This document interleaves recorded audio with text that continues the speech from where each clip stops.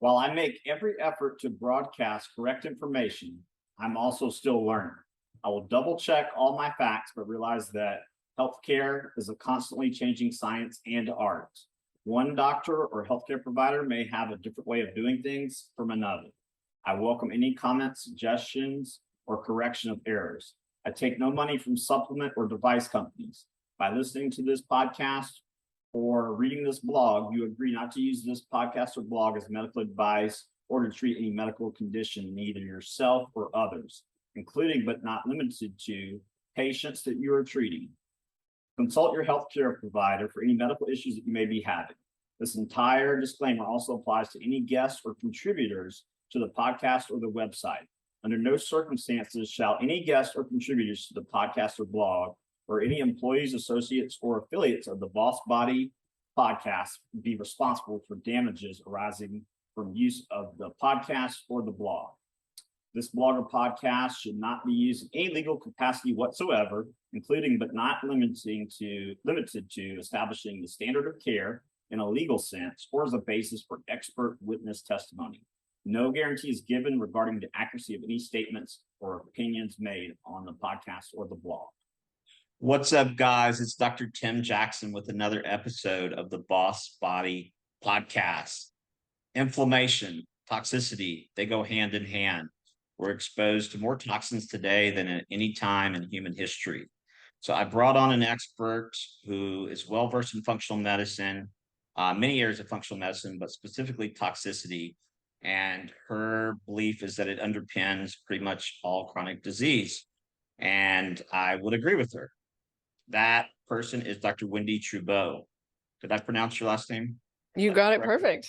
All right. Welcome to the show, Dr. Trubow. Thank you. Feel free to call me Wendy. We're good. All right. Well, welcome to the show. Tell us a little bit about how long you've been in functional/integrative medicine and how you migrated over from allopathic medicine. I left my job in 2009 and went into functional medicine. So almost 14 years ago, actually, more than 14 years ago, I left. And I had a traditional job as an OBGYN. So I did deliveries, I did surgery, I did women's care. And I was introduced to functional medicine through my husband, who's also my business partner. And after our second child was born, he was like, before our insurance changes, when I graduate residency, why don't you go see my mentor? Because I felt awful. Like I just couldn't get out of bed, hair loss, brain fog, asthma, thyroid issues, gut issues. And he did a full workup on me and he diagnosed me with celiac disease, tons of food sensitivities, tons of nutrient deficiencies, irritable bowel, you name it. I was like, oh man, I didn't leave a diagnosis out, right? But I didn't have diabetes. That's what I was worried about. Yeah. And that was really my introduction into functional medicine was as a patient. And about 3 years later, I actually said, okay, there's tons of people with good hands who can do surgery, but there's not a lot of people who can think about your health and do what I can do.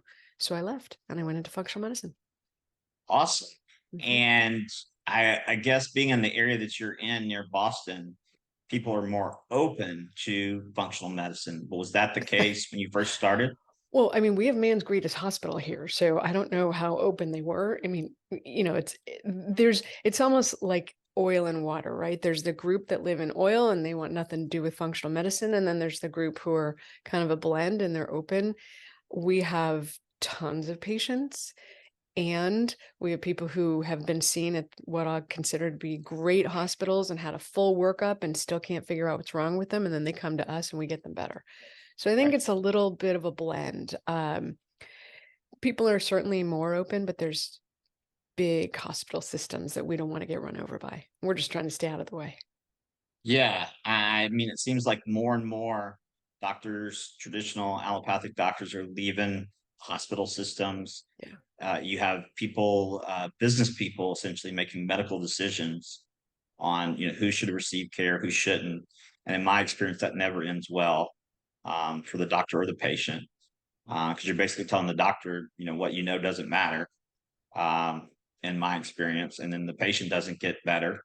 And so we spend more than any other country on healthcare, yet we're one of the sickest countries. So you would think, being evidence-based, that we would look at that and say, okay, well, the evidence isn't here to support what we're doing.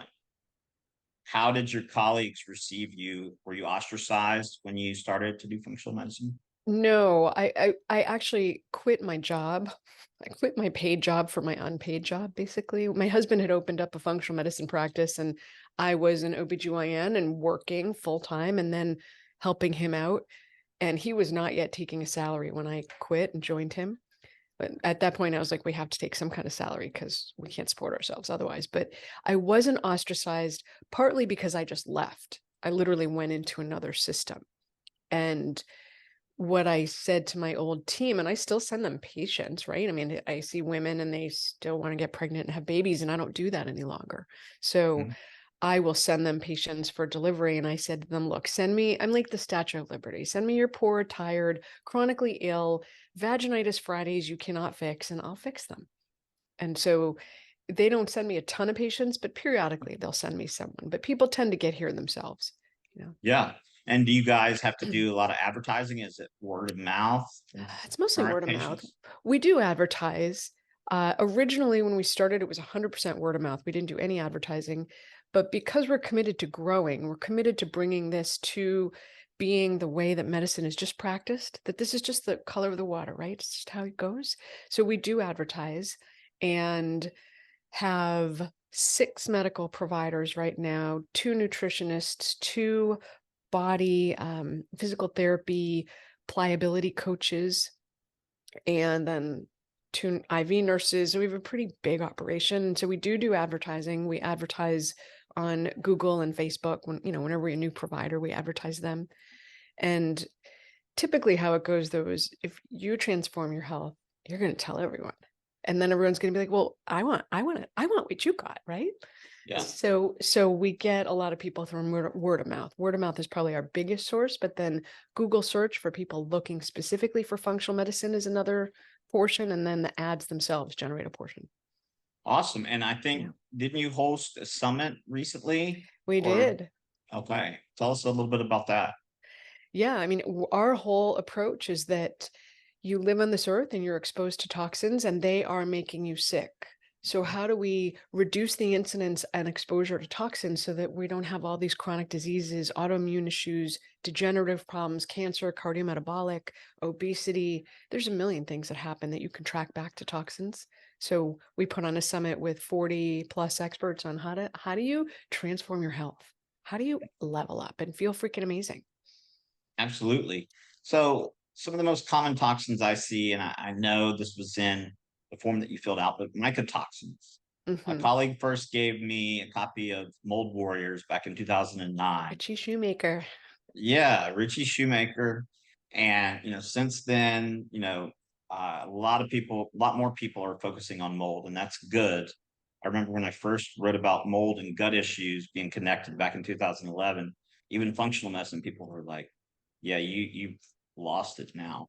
Right. But alpha MSH, that hormone that gets lowered, it's anti-inflammatory, and when you interfere with it, it causes so many problems. How many people, or what percentage of people do you see? Do you test for mold toxicity or mycotoxicosis? I test almost everyone.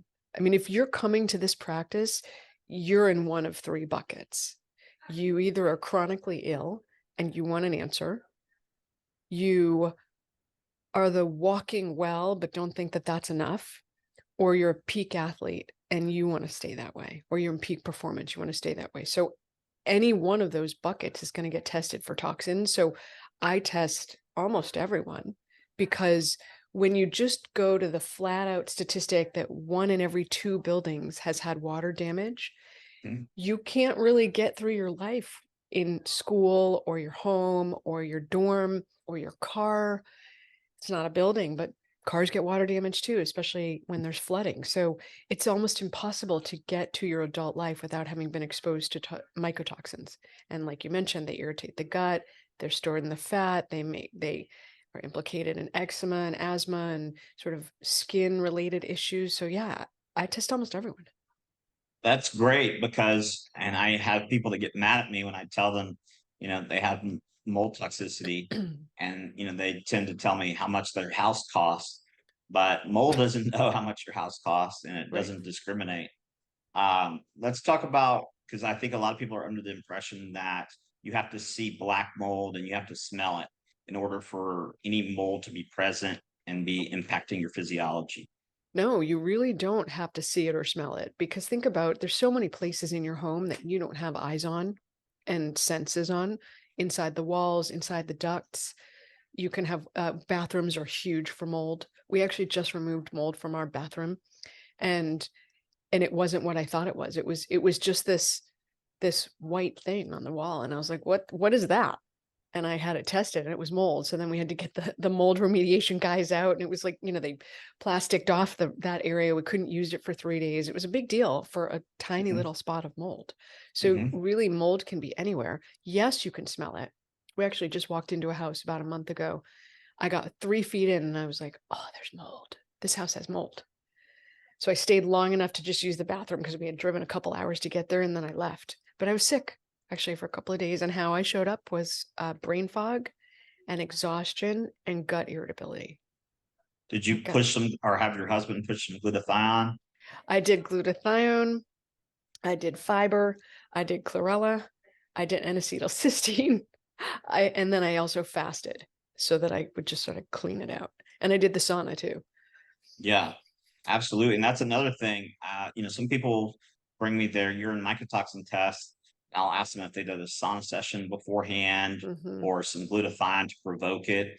And usually they say no. And I said, well, can't Yeah. quantify it, but the levels are probably close to double what you see here if it were Yeah. provoked, or at least significantly higher. But why is mold such a problem today compared to 40 years ago?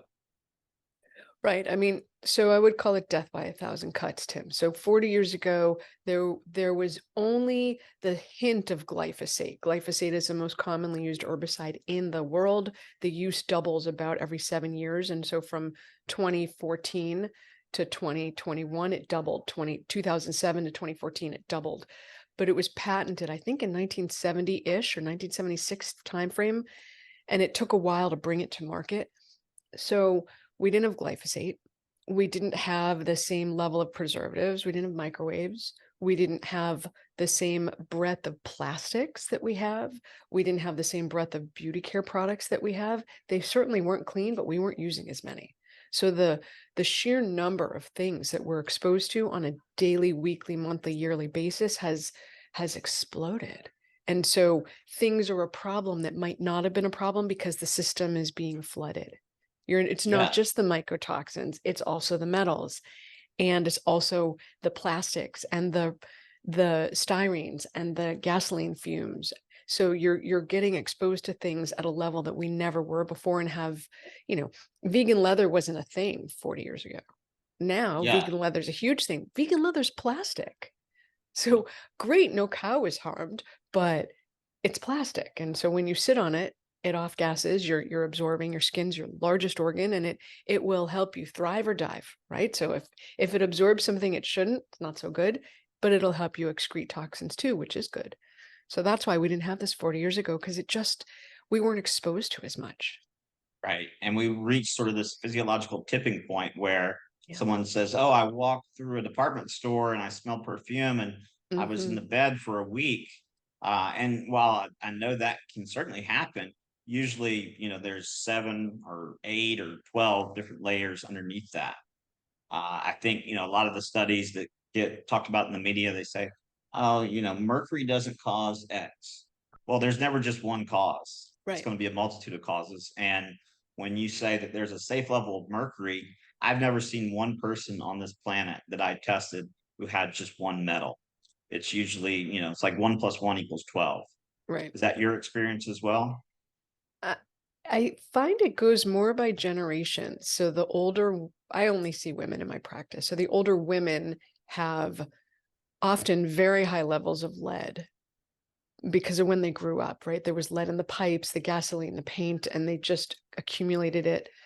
And then in women in my age group often have both lead and mercury because we're the generation who had the mercury fillings, and we got our lead from our parents.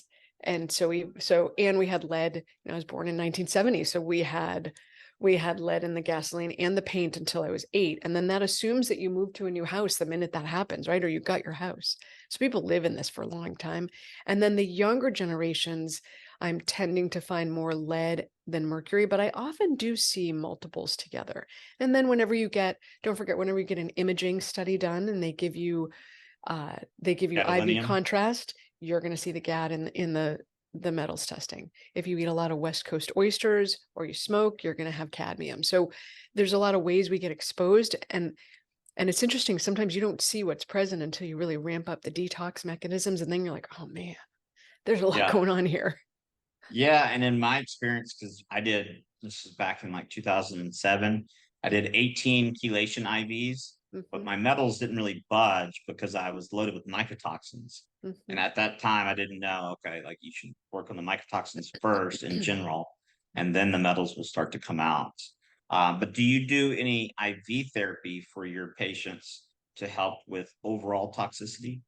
We do a ton of IVs. So we do IVs, we use vitamin C for both immune boosting, Lyme healing, healing from COVID and flu, general support. And then we also do both DMSA and EDTA IVs. We do NAD. So we do a number of IVs all around toxicity management. And then, it's part of our wellness suite. So we have a hyperbaric oxygen, we have a PEMF, we have the brain tap meditation, we have a sauna bed. I'm advocating for other toys, but I'm like, we have to like ramp up what we have first. But yeah, we definitely do. We do IVs a lot. That's awesome. And for your people who test positive for mold, the question I always get is, well, how do you know that it's coming from my house? Or how do you know it didn't come from my office? Do you have people test their homes and offices and cars? Yeah, I start with where they are, right? So if they just moved into a new home and it was built pretty quickly, it didn't languish with potential water damage in the exposed walls and sidings, or it wasn't without a roof or something crazy, I will say, okay, you have a couple choices. If it's a new home, it's probably not the source, but go get some kits from Home Depot and put them around your house and see if anything grows. And if that's inconclusive or doesn't grow something, or maybe it's positive, then the next step is get your house tested and we'll refer them to people. Often, it can certainly be your office. It's funny, we were painting our office and opened up a wall and I was like, you've got to be kidding me. There's black mold in the wall. Back to the thing about you can't always tell. I couldn't smell it. I wasn't clear that I wasn't sick when I went to the office, but it was remediated. So you can't always tell. So I do encourage people to test wherever they are. If your car has had water damage, then absolutely test it and get rid of it. If it's positive, it's not worth remediating. Just get rid of it. Absolutely. And do you have people make structural changes as well so that the mold doesn't return in terms of modifying their home or office so it doesn't increase or have increased condensation? Yeah, I think it depends how much control you have in your office. So if you have control, absolutely. If you don't have control, then you're going to want to get a great quality air filter, and try not to sit right by that or stay out of that area. But in your home, for example, so we built our house 19 years ago. And I remember saying to the guy who put the filters in, put one over the steam shower. And he's like, you don't need one. Here's where we get into like the misogynistic BS of construction, because he was a male and I was a female, and I was like, but it needs one. He's like, no, you're fine. You have one over there. I'm like, but it's a steam shower. He's like, you're fine. So he refused to put an air filter above the steam shower. So fast forward 19 years, I have the guys out to remediate, and I'm like, we're kind of looking at our bathroom and redoing the layout. And he's like, you really should, because you need a fan right over your steam shower. And I'm like, I told that guy 20 years ago. I was kind of steamed, right? So I get, it depends on the level of control you have. Obviously, if you're renting, you're not going to make major structural changes. But if you control your home and you have the budget to do it, then yes, when you renovate, you're going to want to improve that. So when we decided, okay, it's 19 years, it's time to redo the bathroom anyway. So we ripped out the mold, we kind of reconfigured it, and then when we build it up, we'll ensure that there's adequate ventilation. So I think that's something we weren't as paying attention to as much 19 years ago. Yeah. And if you can make structural changes, yes. But if you can't, mitigate it. Do your best. Absolutely. Absolutely. And so the book that you wrote, Dirty Girls or Dirty Girl, tell us a little bit about that. Obviously it's about toxicity, but what inspired you to write it? Oh, I was a hot mess, Tim. I was just really messy. And look, I have 2 copies of the MTHFR gene. I have 2 copies for celiac. I have 2 copies for vitamin D deficiency. I have 1 for COMT. I'm totally inbred. I have the worst genes. So the stage was not in my favor for good health. And then it probably didn't help that I was a child of the 70s and ate lots of standard American diet food. And then child of the 80s when the microwaves came out and we microwaved everything in plastic. So layer these things on. And then I went to med school and high stress. And by the time I was in my 30s, I was really messy and got diagnosed with celiac when I was 35. And then I was okay, right? Really applied all the functional medicine beliefs and systems to myself. And I was super healthy, but we went on vacation when I was 48. We went to France and I came home, and the month after I came home from France, I gained almost 10 pounds and my hair started falling out in droves, like clumps. And I had a rash on my face that wouldn't quit, and my fatigue, I was crushed. And right before I went to the trip to France, I had done a mycotoxins test and it came back during that month. And I was like, damn, I have 5 strains of mycotoxins in my body. And I started to treat those, but the rash didn't go away. I didn't lose any weight. My hair didn't regrow. A couple months later, I'm listening to the radio and I hear that they've found that when Notre Dame burned, it released 500 tons of lead dust into the environment. And the closer you were to Notre Dame when it burned, the more lead exposure you got, which makes sense, right? It's just a dose exposure thing. And we were right there for a week. And so I looked at my husband, I said, oh my God, like I gotta let it, we all got a lead exposure, but I'm the sick one. And so I tested my metals and had lead that was significantly higher than it had been, and mercury. And then I tested the environmental toxins like gasoline fumes, plastics, styrenes, phthalates, flame retardants. There's a whole long list, and I was positive for a bunch of those too. And I looked at my husband, and because now at this point I have done a ton of testing, I have a ton of data, and I feel crappy. And I said to him, I am such a dirty girl. Oh, we're going to write that book because I'm the poster child for healthy living. I've been in functional medicine since I was 35, so 17 years, right? I've been doing this for almost 20 years. And yet we eat organic, I exercise, I get enough sleep. I have all these toxins. So if I have this, what does everyone else have who may not have been in the game as long as I have? So we wrote the book as a roadmap to give people back the agency and the power, because we've kind of lost idea of how we can take care of our health. So we did that. Absolutely. Yeah. Absolutely. And what's the response been like so far to your book? Love it. Like actually, Awesome. here's the response. I can't read it all in one sitting. It's too horrifying and I get overwhelmed. I'm like, don't read it all in one sitting. Take a chapter, apply it to your life. And then when you're ready, iterate. Rome wasn't built in a day. You're not going to transform your health in a day or week, a month. It's a process. Right. Take it slow. Absolutely. So do you have any case studies of people with, major debilitating illnesses that Yes. you've been able to reverse by detoxification?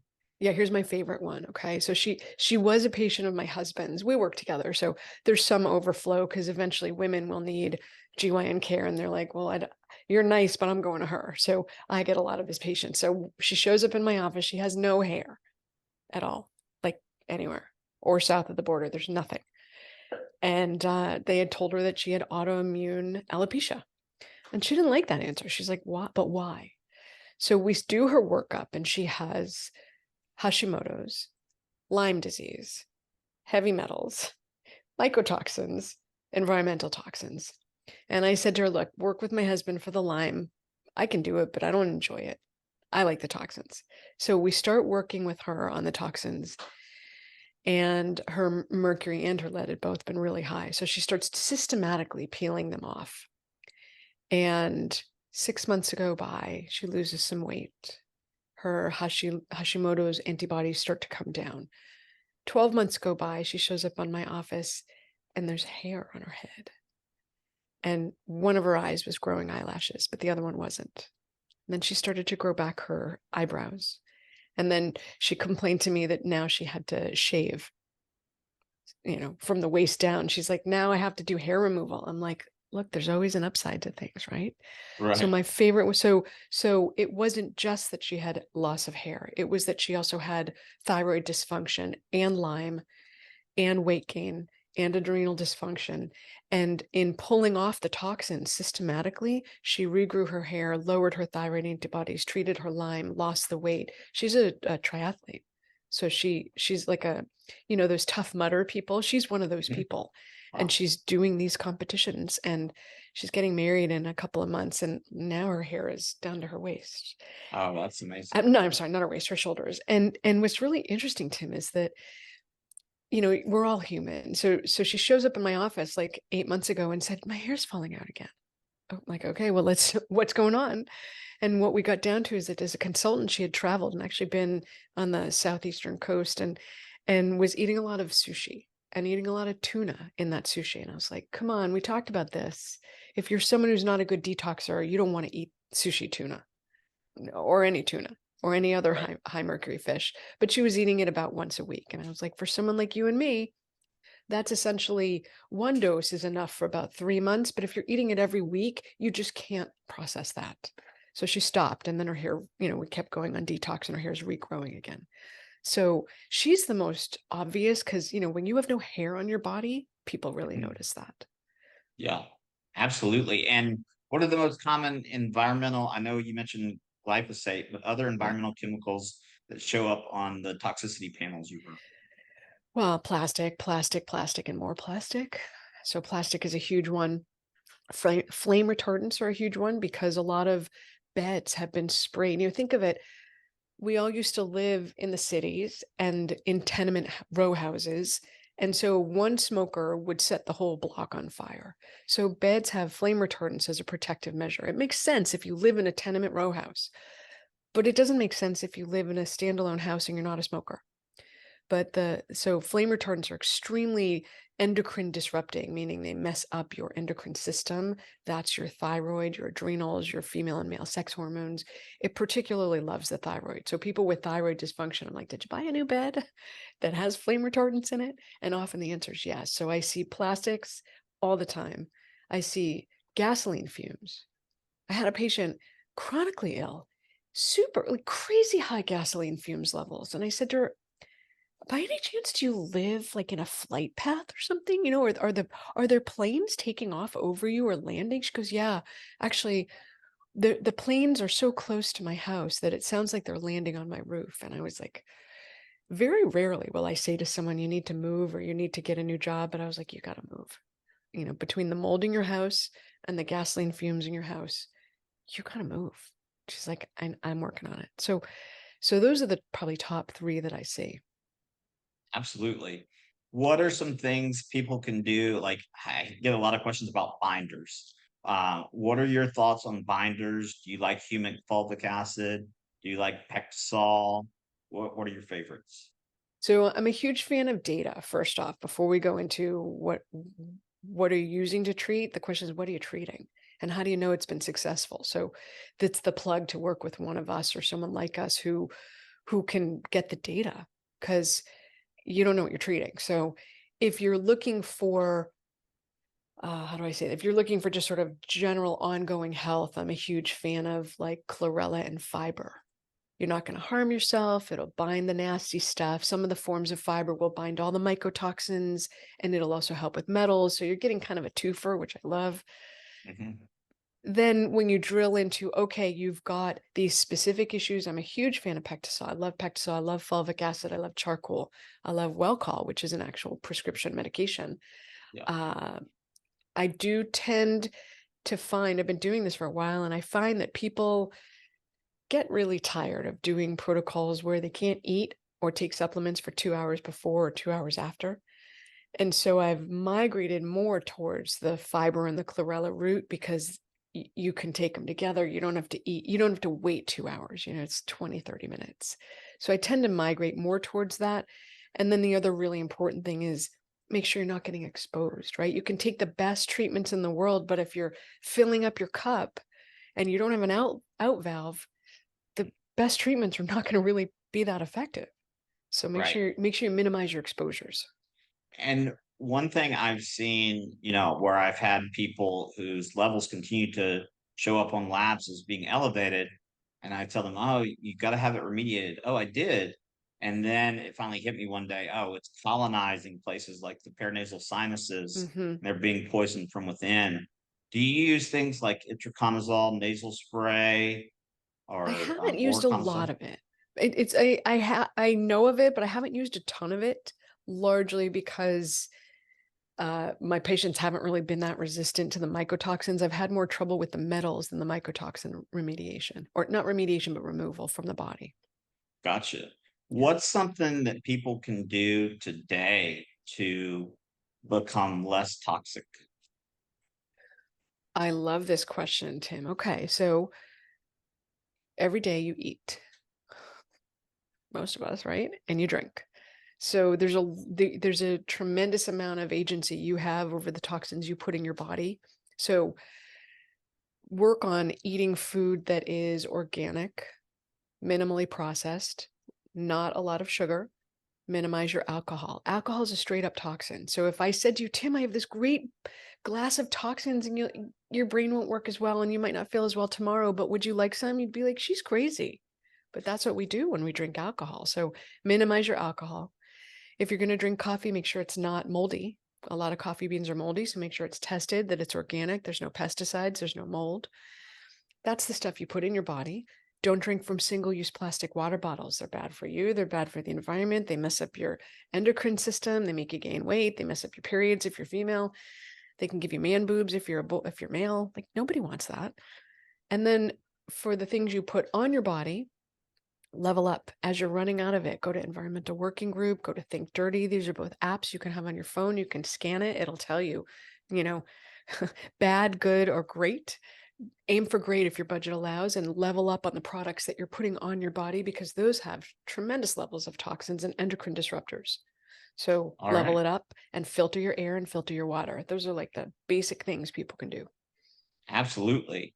And if someone wants to work with you, are you taking or accepting new clients and patients? Yeah, so we have both a bricks and mortar that's located in Massachusetts, and we accept insurance, and we have a membership practice.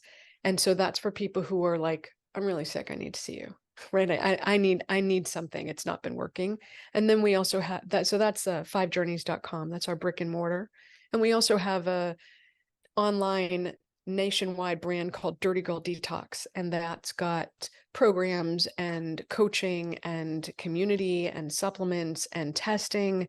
That's through the online brand. That does not take insurance. That's more for people who are like, oh, I really want to start to get to know this, but I'm not super sick and you don't need to travel up to Boston to see me. So it's a little of both. Awesome. Any parting wisdom you'd like to share? Something that today you wish you would have known 10 years ago? Yeah, if you have mercury fillings, get them taken out with a biologic dentist. They are really bad for you. Don't leave that in your mouth, because you're just, every time you eat, drink, chew, swallow, grind your teeth, whatever, you're getting exposed to mercury. And small things add up. So it can feel somewhat overwhelming. Don't get overwhelmed. Just go one thing at a time and level up your beauty products, level up your hair products, level up your shampoo as you go, when your brain can deal with it, when you have the brain space. But it matters. Absolutely. Yeah. Absolutely, it matters. Thank you so much for the work you're doing, Dr. Wendie. Thanks for taking the time out of your busy schedule. Hopefully we can have you back on in the future. And we really appreciate everything you're doing. And you, thank you. Thanks for being in the journey with me. All right. Take care. Have a blessed day. You too.